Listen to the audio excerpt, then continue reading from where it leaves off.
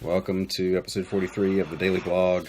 I'm in the middle of trying to wrap up a Transformers-related job, and it's the Michael Bay designs. And I'm just helping out doing some inks, but man, do I hate those designs. They take forever, by the way, to ink.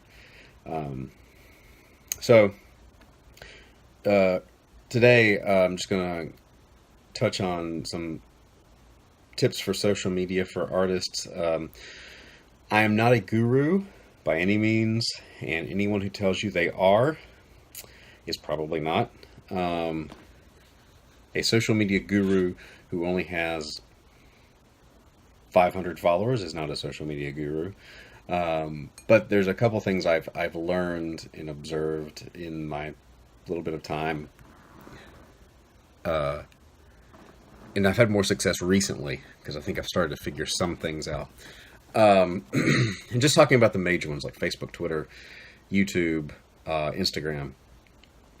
I was on Snapchat for a bit, but once Instagram came up with their little story, that pretty much killed Snapchat for me. I think it did for a lot of people. But someone had mentioned, and it's another thing I want to touch on, because last week I talked about blogging and how I was going to kind of shift my focus with the blog, and someone on Facebook mentioned taking what I talk about here and turning them into blog posts, and I may do that. It's a good idea. It also touches on something that, and this shows up in like marketing books a lot, and it's basically kind of recycling the content, which is content, and recycling sounds kind of, I don't know, but it's if you kind of adapt your message for whatever outlet you're using, and keep in mind, I've said before, not everybody sees. You feel like you've posted something and everybody's seen it. They haven't, especially on Twitter.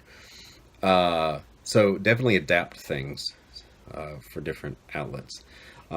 Twitter, I have found is good for posting. If you have an image, like a tutorial, I'm going to try to lock in on my face here. I noticed the focus kept changing there with the lighting. But if you have an image like a tutorial, that does well on Twitter. It's good for links, but always make yourself useful and try to point to interesting things that you find interesting and other people might find helpful.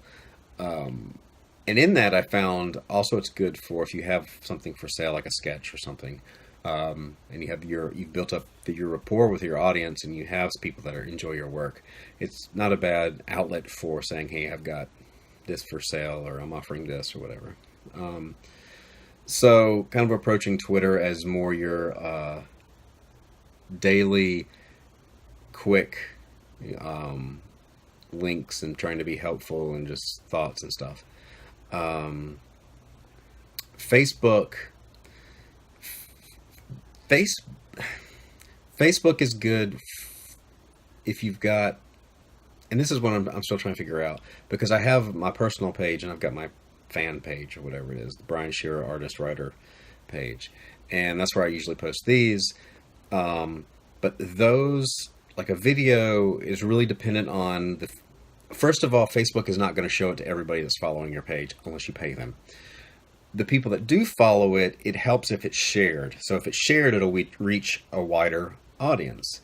If people watch it but don't share it, it doesn't. But Facebook wants your money. That's kind of their business model. And I've done a few things where I've paid just a small amount of money to promote a post or my page, and it does work. It opens up that door.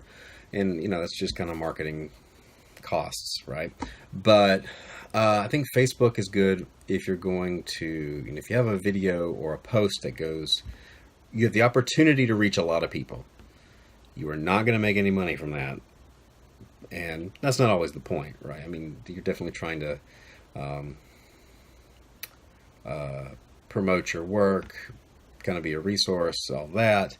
Yes, you have to make a living, but be aware that if you have like a video that goes viral on Facebook, you have a video that goes viral on Facebook. You're not going to be monetized from that. Unlike YouTube, if you've set up to be monetized.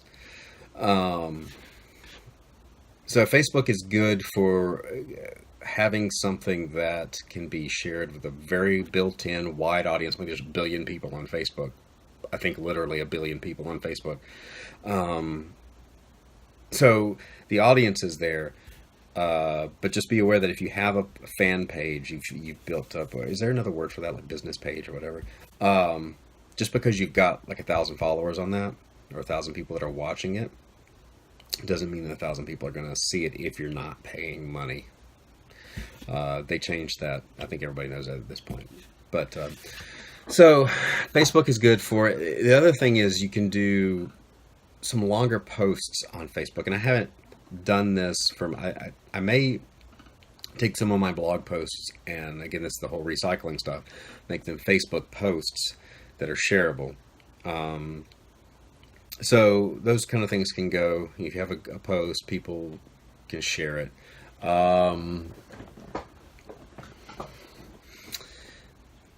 It's YouTube. I've this is doing the vlog is kind of part of me exploring YouTube and just how to make this work. And I need to do more art, videos of doing art. But again, if you have something that gets you build up an audience there, that you can monetize that with the ads, and you probably minimize an ad down here at the beginning. I'm not doing the ones that play before the thing because I won't do them on the vlog. I don't think, at least not for a while. I hate them as a viewer, so I typically won't. I unchecked that box. Incidentally, I mentioned a video that I had been demonetized. Well, they remonetized it because I asked for a review. I think I figured out why. I was wearing a Reese's Peanut Butter Cup shirt, and that was the only difference I could see between that video and the rest of them. The rest of them I'm wearing like a shirt like this, or just a blank shirt, or but one that had a company on it, that may have triggered. Not advertiser friendly, maybe because there was already technically an advertisement there. I don't know. It's the only thing I can figure out. But they did review it, and now it's remonetized. And when I say remonetized, my overall earnings so far with Facebook are 7 cents. So when I get to 10 cents, I may go find a gumball machine. And I remember when you could buy gum for a penny. You'd put the penny in there and you get a handful of stuff. And then it went up to 10 cents. That makes me sound old. I remember being able to buy something for a penny, a handful of something for a penny. So anyway, Instagram. I've mentioned my frustration with it. Here lately, I've been able to build up some more followers and some more interaction, and it's just, I think, through consistency. I did a series where I was posting no context comics, and I'm still doing that, though last week with work, it's been hard to be on social media here lately. But just out of context, things that are funny, work in progress stuff. I've noticed that that does well, especially at conventions. Like here are the pencils of this commission. A little while later, stages and stuff. That does well. Being consistent in posting in progress stuff. That's got the most mileage out of Instagram. Instagram, of course, it's a visual medium, and as an artist, that's always a good thing. So with all of these, I think the biggest thing is just consistency and hanging in there and figuring out what works. But that's kind of where I am, just navigating all this stuff at the moment. And YouTube is one I'm still trying to develop. So if you're watching on YouTube, like and subscribe. It helps. If you're on Facebook, like and share. It helps. And I've got to get back to work on these Transformers that Michael Bay okayed the design of. And I'm very happy the designer and the artist got work.